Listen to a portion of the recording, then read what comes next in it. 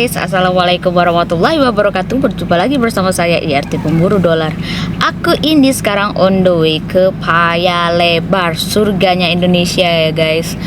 Jadi aku ini mau meet up sama YouTuber juga. Dia kerja di Singapura sebagai TKW. Subscribe-nya banyak loh guys. Jadi kalau kalian mau lihat video dia tips-tips kalau mau kerja di Singapura, itu di video dia lengkap ya guys. Nanti aku akan jumpa sama dia. See you. Halo guys, ini mbaknya. Namanya Asengawi. ya, YouTube-nya Asengawi seperti yang aku bilang tadi ya. Mbak ini subscribe-nya banyak banget guys. Jadi jangan lupa subscribe. Kalau misalnya kalian mau tips tentang mau kerja di Singapura, informasi ya, informasi mau kerja di Singapura, semua di YouTube Mbak ini ada. Apapun itu ada. Nama YouTube-nya Asengawi guys. Jangan lupa ya. Asengawi. Jangan lupa subscribe dan jangan lupa view ya, jangan lupa lihat gitu, jangan lupa nonton pokoknya. Jadi kita mau cari tempat untuk ngobrol-ngobrol ya. See you. Bye.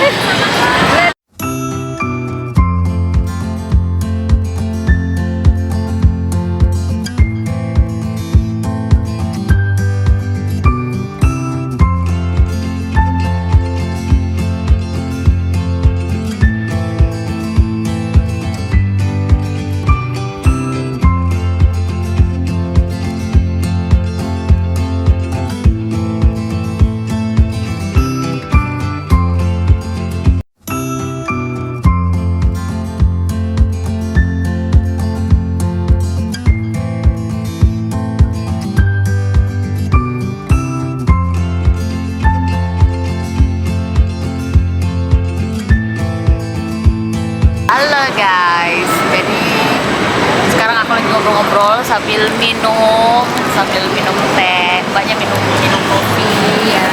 Jadi ini kayak kesempatan emas banget loh bisa ketemu sama mbaknya. Soalnya mbaknya mau pulang ya kan? Iya, mau pulang. Mbaknya mau pulang, jadi kayak wah beruntung sekali aku hari ini bisa ketemu sama mbaknya. Semoga next time ketemu lagi ya mbak. Jadi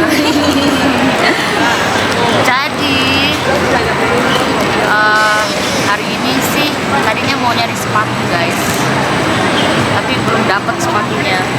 Ya, udah putar-putar padahal ya. Ya. Kita putar-putar ke sana kemari tapi nggak ada yang brandnya Bata. Mbak ini mau nyarinya yang brand Bata. Iya. Apa namanya? Tadi aku mau kasih surprise guys. Jadi aku mau beli di tempat dekat mall dekat rumah.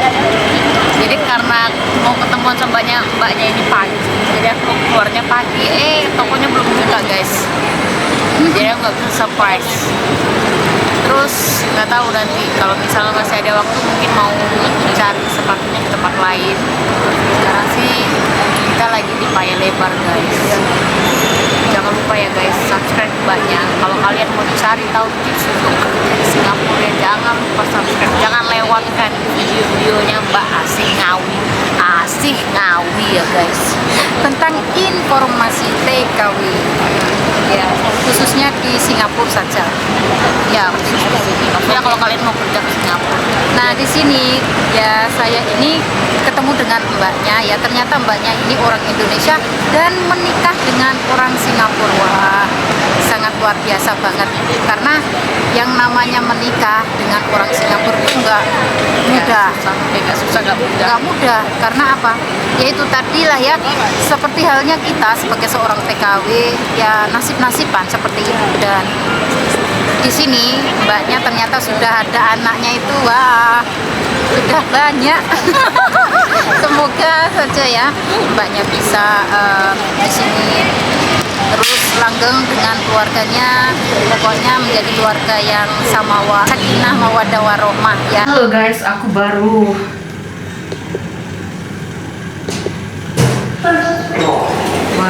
ganti apa namanya nih, ganti pokoknya dia. Sekarang udah busung kang ada orang. Terus aku mau ke Mbak Ngawi lagi, ke Asengawi. Asih. Tulisannya Asih ya, Asih Ngawi.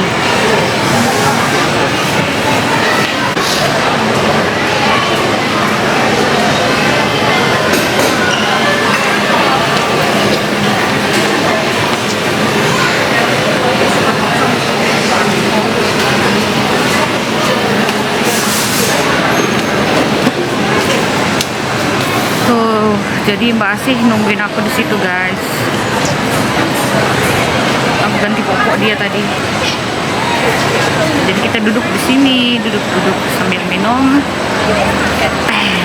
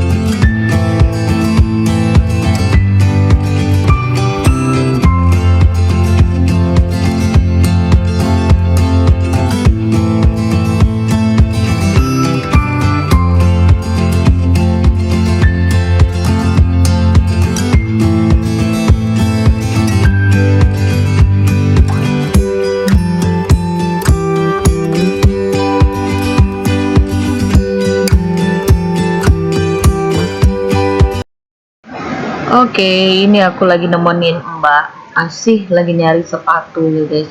Ini dua minggu ini dia nyariin sepatu ini. Dan akhirnya pas sama aku dapet deh. Dia nyampe nyarinya itu ke Changi Jewel sana guys. Aduh, my god jauhnya. Dia pikir kayak susah gitu mau nyari brand ini, padahal gimana-mana sih ada gitu. Kebetulan apa sama aku tolong bantu cariin, akhirnya dapet, alhamdulillah. Dan aku pun nyantol satu. Aku beli satu sepatu juga, warnanya pink, bling bling bling kayak sepatu aku sekarang. Halo guys, assalamualaikum warahmatullahi wabarakatuh. Jadi ini Mbak Asih Ngawi. Jadi hari ini kita mau ngobrol-ngobrol sama Mbak Asih tentang tentang bekerja di sini. Jadi buat kalian yang mau tahu tips dan caranya gimana untuk mendapatkan pekerjaan di sini, terus bagaimana cara bekerja di sini, terus karena majikan itu lain-lain ya. Jadi tonton aja video-videonya Mbak Asih Ngawi. Semua di situ lengkap tentang untuk orang yang mau kerja menjadi TKW di Singapura gitu. Oke, jadi untuk pertama kalinya aku mau nanya sama Mbak Asih Ngawi itu pertama kali datang ke sini itu datang sendiri atau pakai agent? Pakai PT. Oh, pakai PT. Iya, soalnya kalau dari desa ya, misalkan saya sendiri kan orang dari kampung lah ya Mbak, seperti itu. Jadi kalau mau masuk ke PT itu pakai sponsor. Oke. Sponsor itu maksudnya gimana? Sponsor itu misalkan orang yang menjalankan orang-orang yang mau bekerja ke luar negeri. Jadi di situ kita pakai sponsor, ada sponsor yang membawa kita masuk ke PT. Jadi kita nggak masuk dengan sendirinya. Seperti itu. Karena yang di daerah saya sendiri waktu itu belum ada PT, jadi saya harus pergi ke Jakarta. Jauh loh. Dari perjalanan dari rumah ke Jakarta itu 1 hari 1 malam. Jadi setelah masuk ke PT nanti kita baru diproses bagaimana tentang cara-cara kerja di Singapura, dan di sana juga dikasih pembekalan sudah pasti tentang bahasa, cara kerja di Singapura ya, seperti itu. Kita itu di training lah. Nah, intinya di training, dan nanti kita sambil menunggu kita akan di training tentang cara mencuci mobil juga ada. Cara gosok baju ada, cara menjemur baju. Misalkan job kita ini menjaga anak ya, cara menjaga anak, ngasih susu, masang pampers. Misalkan job kita itu menjaga orang jompo, jadi kita harus kasih pijit, terus kita ganti pampersnya bagaimana, kayak gitu. Terus misalkan job kita cuma bersih-bersih, jadi kita harus bisa masak.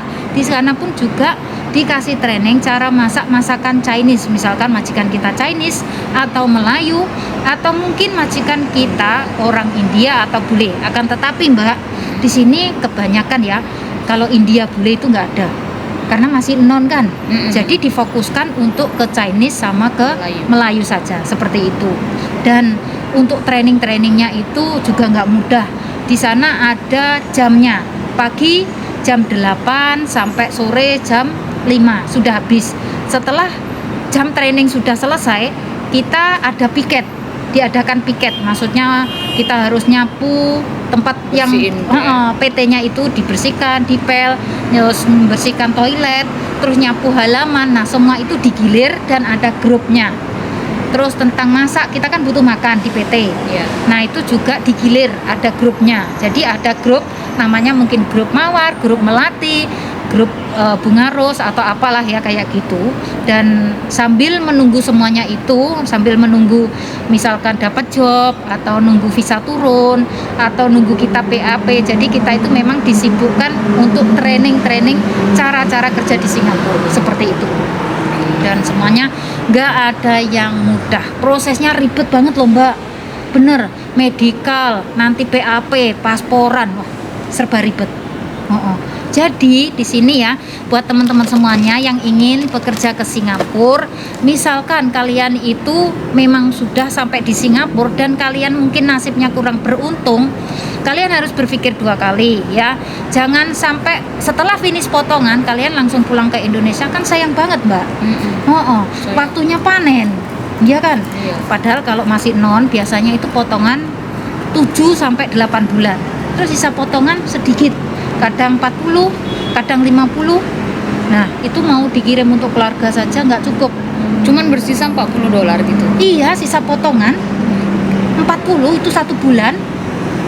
Nah, terus misalkan kalau anaknya sekolah SD, SMP atau kuliah nggak cukup kan untuk biaya ya. Makanya kalau sudah panen ya itu harus bertahan. Yang penting itu Mbak, kalau misalkan untuk saya sendiri ya, yang penting itu majikan nggak main kekerasan. Kalau majikan rewel, cerewet, terus majikan pelit itu memang sudah biasa. Biasa. Kita bisa beli sendiri dengan uang kita sendiri. Yang penting tuh nggak terlalu lah. Nggak terlalu juga nggak main fisik. Kalau sampai main fisik kalian bisa mengadu ke MOM atau kalian bisa telepon ke CDA ya kayak gitu. Itu memang di sini ada yang melindungi kita lah ya seperti itu. Jadi intinya buat kalian yang misalnya berangan-angan pengen kerja ke sini itu nggak mudah ya. Lagian gitu, jangan berpikirnya nanti kalau biasanya kalau agent itu suka mengiming-imingi, kamu nanti sampai sana langsung dapat kerja gitu. Padahal setahu aku mereka itu kalau udah dapat visa atau segala macamnya udah nyampe ke Singapura nanti bukan langsung dapat guys, tapi masih menunggu dulu gitu. Menunggu nanti kalau ada orang yang mau nyari, ada orang datang mau nyari, nanti orang itu milih gitu, maunya yang mana gitu. Terus kalau pakai agent nanti kalian dipotong gajinya itu selama berapa tadi Mbak? 8 bulan. Selama 8 bulan gitu. Jadi jangan berpikir aku akan berdapat uang berjuta-juta dalam sekejap, enggak. Jadi perjalanannya itu sangat sulit gitu. Susah banget. Jadi kalau kalian memang seberuntung, misalnya kalian beruntung bisa mendapatkan pekerjaan di Singapura gitu, betah-betah lah. Iya, harus bertahan lah ibaratnya seperti itu. Ya. Memang Karena bener. Susah. Sebenarnya susah, tapi kalau kita sudah misalkan setiap hari melakukannya, setiap hari sudah terbiasa lah ya, itu akan menjadi kebiasaan. Dan yang paling penting untuk teman-teman semuanya mungkin ya kalian mendapatkan majikan yang mungkin pelit ya, mungkin cerewet atau mungkin selalu komplain ya seperti itu. Udah anggap aja radio rusak, bener apa enggak? Iya Mbak, kalau semuanya terus kita hanya diam, terus kita semuanya ditahan di sini, itu akan membuat kita merasa nggak nyaman, nggak betah. Akhirnya apa ujung-ujungnya? Setelah finish potongan kalian minta pulang ke Indonesia, rugi. Iya rugi. Iya nanti nggak dapat apa-apa, nggak ada apa-apa yang dibawa pulang gitu. Bener banget. Dan kalau sudah pulang ke Indonesia, kalau nggak bawa uang, sudah pasti nanti akan dapat comberan dari tetangga. Mungkin terus diomong sama tetangga, lah kerja di luar nggak sukses, gini. Padahal kita yang menjalaninya Wah, sudah berjuang mati-matian, akan tetapi ya seperti itu tadi. Yang namanya bekerja ke luar negeri, mengadu nasib, nasib gak ada yang tahu. Kadang kita berada di posisi yang untung, kadang kita berada di posisi yang kurang beruntung, dan itu sudah pasti ya. Ya seperti itulah Mbak. Mbak ini udah 13 tahun kerja di Singapura ya. Iya, dan saya juga ex Taiwan teman-teman. Saya di Oh. Taiwan 1 tahun Mbak. Tapi baru saya tahu. di sana nggak betah. Oh, Karena apa? Jobnya itu menjaga orang tua jompo. Akan tetapi orang tuanya ini di saat musim dingin nggak mau dipakein pampers, dan setiap kencing selalu manggil. Jompo yang aku jaga ini adalah seorang akung. Dan itu barangnya masih tegang. Waduh, ya seperti itu loh Mbak. Padahal dia masih ada istrinya, masih ada ama. Itu sekitar umur 80-an. Tapi masih gitu ya. Itu yang bikin aku Takut pulang ya? pulang aja lah.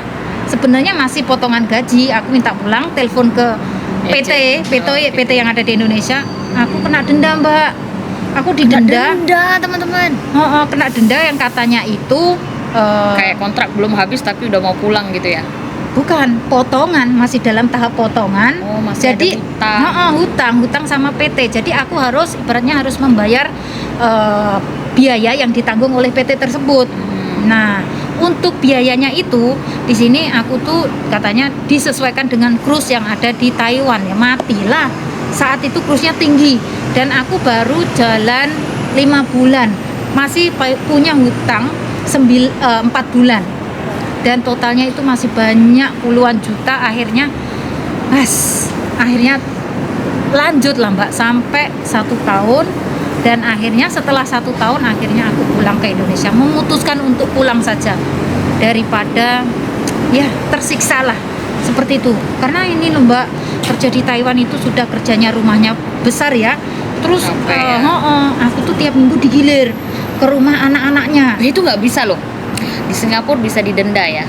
Kalau misalnya Mbak ini kerja di satu rumah, terus nanti bosnya bilang kamu pergi ke sana ke rumah adik aku atau ke rumah kakak aku bersihin rumah sana, nggak boleh. Itu Mbak bisa ngadu ke MOM, bosnya bisa kena denda. Memang Nggak bisa. kita di sini bekerja di satu alamat ya harus di Satu satu alamat, nggak bisa terus seenaknya sendiri majikan nyuruh ke rumah saudaranya, adiknya atau ibunya atau bahkan ke siapapun lah ya, nggak bisa. Iya, kita di sini harus ngadu karena kita itu bisa dikatakan pekerjaan yang di luar job ya, seperti itu. Nah, Oke guys, jadi sekarang aku mau tanya lagi tentang gaji Mbaknya dari pertama kali mendapatkan gaji di Singapura ya, itu nggak termasuk yang di Taiwan. Pertama kali masuk ke Singapura gajinya berapa dan itu tahun berapa, dan sampai sekarang gajinya berapa? Oke, aku kepo guys. Oke, di sini aku mau jelaskan buat teman-teman semuanya ya. Aku pertama kali masuk Singapura itu Mbak, itu tahun 2005. Oh, Iya, so gaji gaji aku di sini cuman 250. Akan tetapi nggak tahu kenapa 2.500.000 ya guys. itu di tahun 2005. Akan tetapi pas waktu pertama kali gajian itu langsung digaji 280. Loh, kok bisa? Nggak tahu, majikan ngasihnya gitu padahal di isi kontrak kerja. dilebihkan. Mungkin karena aku kan kerjanya 2 rumah loh Mbak. Aku waktu itu kerjanya 2 Nggak rumah. tahu, karena nggak tahu ya. Karena masih Baru. baru pertama kali datang ke Singapura. Ya, Nah, jadi suruh mau aja. 2 rumah, kalau pagi ke rumah akongnya, kalau malam balik ke rumah mem, kayak gitu. Dan job aku tuh memang jaga si ama sama ngomong anak. Jobnya double. Nggak bisa guys. Double, nggak bisa sebenarnya. Tapi Harusnya nggak bisa, tapi karena Mbaknya ini waktu itu pertama kali nggak tahu, nggak jadi ada oke HP. aja. Nggak ada Iya. HP selama 2 tahun. Coba 2 tahun nggak ada HP. Ada majikan yang seperti itu banyak. Terus juga nurut, juga betah sampai 2 tahun. Akhirnya ya itu sisa potongan berapa Mbak? Sisa potongan hanya $5 waktu itu di tahun 2005. Bener, $5. Dari 280 sisanya cuma $5. 8 bulan. Cuma 50.000 guys sisa uangnya. Aku nggak pernah kirim uang ke orang tua, nggak ada uang. Karena bayar potongan itu tadi. Jadi gajinya itu 2.800.000. Sebenarnya 2.500.000 tapi dilebihin sama bosnya jadi 2.800.000. Tapi karena dia pakai agent jadi dipotong agent itu selama 8 bulan. Jadi cuman gajinya itu bersisa 50.000 dari 2.800.000. Itu yang pertama kali. Iya, terus tapi alhamdulillah ya Mbak, aku bisa bertahan sampai 3 kontrak. Setiap dari bos yang pertama ya. Dari bos yang pertama ini ya setiap 2 tahun sekali pulang ke Indonesia, akan tetapi cuma dinaikkan berapa? 100. Enak banget 100. Jadi enggak lah, itu dari 280 naik 300 itu berarti $20 ya Allah. 2 tahun naiknya $20. 200.000 doang. Ya Allah, ya loh, cuma 20. Terus itu yang kontrak kedua gaji aku $300 loh Mbak. Terus di kontrak ketiga gaji yang terakhir 340, naiknya 40. Tahun berapa itu? 340. Ya inilah 2009 sampai 2011 lah. Wah, Ini tuh tahun 2021. sakit loh guys. Sudah lama loh. Terus akhirnya pulang ke Indonesia kan, merit dulu. Lepas itu ada anak sudah umur 1 tahun lebih. Aku coba untuk mencari gaji yang lebih gede ya ke Taiwan tuh. Ternyata di sana apes. Akhirnya pulang lagi ke Indonesia 3 bulan, masuk lagi ke Singapura sampai saat ini. Nah, dan alhamdulillah saat ini gajinya sudah alhamdulillah bisa dibilang lumayan ya, kayak gitu. Nggak mau nyebutin nominalnya. Nggak usah disebutin. Tapi yang pasti gede loh guys. Iya. Aku tadi udah tahu loh guys. Diam aja ya. Diam aja ya. Gede banget guys. Gede nih sebenarnya, tapi ini gede gaji, mentalnya juga harus gede. Kita ini di sini yang penting mental. Jadi aku ngasih kekuatan aja sama mbaknya. Aku bilang, Mbak nanti kalau kan dia mau pulang, nanti Jumat ini mau pulang, jadi aku bilang Mbak pulang lagi ya ke Singapura gitu. Balik lagi. Iya, susah mau dapetin gaji segede itu untuk kerja TKW guys. Gede guys, oh Ya, my god, gede banget. Yakin gede. Jadi aku bilang jangan, itu gajinya udah kayak gaji orang Singapura yang kerja di Apa? mall atau kerja di kopitiam atau kerja di mall lah ya, gajinya dulu. Tapi kan kalau gitu, kerja di mall, kerja di kopitiam nggak ada tekanan mental. siapa bilang Apa coba? Ayo. kalau di mall Kalau di mall, kalau di kopitiam mental dari mana? Mental. Oke, sekarang gini ya guys ya. Kerja dimanapun, mau kerja itu nggak ada yang enak, nggak ada yang mudah. Semua kembali ke kita. Oke, semua kembali ke diri kita masing-masing. Seperti yang aku bilang di vlog aku yang lain ya. Aku bilang yang namanya kerja itu nggak ada yang enak. Semua kembali ke kita. Kalau kita merasa happy, merasa suka, merasa senang sama pekerjaan itu, pekerjaan berat pun akan menjadi ringan gitu. Tapi kalau misalnya pekerjaannya itu ringan tapi dari hati kita kayak males gitu, jadinya berat guys. Iya. Ibaratnya gini ya, Geruntel lah. ini kapas ya, kapas. Tapi kita menyempelikan ibarat ringan gitu ya. Tapi karena kita tuh males kena air, berat kan jadinya. Ibarat gitulah pekerjaannya guys. Jadi apapun pekerjaan itu semua dari kita. Kita happy dengan pekerjaan itu akan jadi senang. Kayak nggak ada apa, kayak nggak ada beban gitu. Jadi ya intinya terpulang ke diri masing-masing lah ya. Bener. Untuk pekerjaan itu. Tapi di sini kebanyakan loh Mbak ya, kebanyakan mbak-mbak TKW ini mental ya pada Oke, tadi kan maaf ya dipotong. Jadi tadi kan bilangnya kalau di mall kan nggak ada mental segala macam gitu. Kayak aku mungkin aku kerja delivery ya, delivery parcel. Mungkin orang cuma nganter barang, Iya. karena nggak pernah kena mental. Kata siapa? Apanya? Kata siapa? Mental aku apa? Coba. Apa? Siapa yang marahin? Ayo. Semua pintu, semua kepala itu berbeda-beda ya guys. Jadi ada orang yang kalau udah di press bell, udah mingkem aja, gak usah halo delivery, gak usah. Ada yang bilang press bell sambil ngomong halo delivery. So aku tahu kalau ada orang delivery. Kalau cuma press bell aku nggak tahu. Oke. Ada yang belnya udah di press tapi nggak bunyi katanya. Terus ditanya kenapa nggak press bell? Aku bilang aku udah press bell. Terus di depan mukanya aku press, belnya bunyi. Gimana coba? Iya kan? Terus aku udah knock, udah gedor pintu. Katanya kenapa nggak gedor pintu? Aku udah gedor pintu. Ya emang dasarnya orang yang mungkin dia lagi pakai handsfree atau apa itu. Yang pertama, yang kedua, kalau misal customer komplain, yang dicari deliverynya, katanya bilang, oh aku nggak dapat barangnya gitu. Aduh, ya di foto lah. Iya, tapi kita ada Buat bukti, bukti, ada bukti foto. Nanti office akan cari, cek, tolong kirim gambarnya. Oke, aku kirim gambar. Oke, ada bukti. Udah close. Nggak mudah guys. Terus kalau masalah kerja di mall, kata mbaknya nggak ada tekanan mental segala macem gitu. Yang pertama, penghitungan stok. Itu penghitungan stok ya. Aku dulu sekolahnya kan SMEA, manajemen bisnis. Jadi aku tahu kalau masalah kerja di mall gimana gitu. Jadi begitu buka, mereka harus hitung stok. Nanti begitu dia close, dia akan hitung stok lagi. Kalau misalnya dia keluarkan barang 10 barang.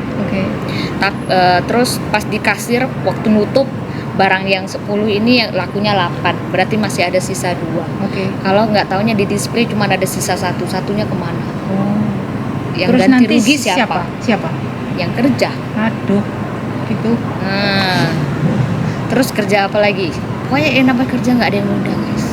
Ternyata kan soalnya menurut aku kan nggak ada pengalaman yang kerja di mall atau delivery, mungkin nggak ada mental lah, enak lah tinggal nganter. Ternyata ada kayak kopi tiam ya, bilang oh cuman bersihin meja segala macam. Enggak guys, manajernya juga marah nanti. Itu kenapa itu mejanya kotor, ini kenapa piringnya begini, kenapa ini begini begitu begini. Nggak ada yang enak, semuanya pasti cerewet. Itu kedai-kedai juga loh, kerja toko gitu. Kalau bosnya cerewet, tetap aja cerewet. Sama aja kayak kerja jadi pembantu, sama aja. Iya, ternyata sama. Nggak ada yang enak ya. Kalau mbak cuma satu aja yang cerewetin. Kalau aku delivery berapa banyak rumah yang cerewet misalnya. Banyak macam orang, ada yang baik, ada yang enggak. Sampai aku pernah sampai adu mulut gitu. Kalau Shopee itu ya, ambil foto itu dengan nomor rumahnya. Kalau memang ada orang di rumah, pintunya harus buka. Jadi kalau pintunya nggak buka, nggak bisa guys. Jadi aku bilang orangnya ada di dalam. Aku bilang tolong buka pintunya. Terus dia bilang buat apa? Kamu bisa ambil aja foto. Nggak bisa, ini proof. Ini harus bukti. Aku nggak bisa kasih parcel ini kalau kamu nggak buka. Jadi macam-macam ya guys ya. Jadi apapun pekerjaan itu nggak ada yang mudah. Jadi semuanya enjoy aja. Namanya orang itu pasti macam-macam.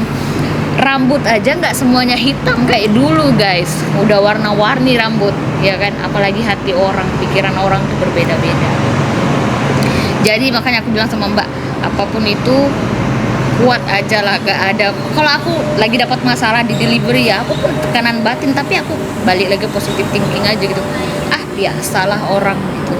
Tapi kalau kita nggak salah, semuanya akan baik-baik aja. Jadi mbaknya harus kuat, itu gajinya gede. Aku balik lagi gajinya gede. Susah mau dapetin. Memang.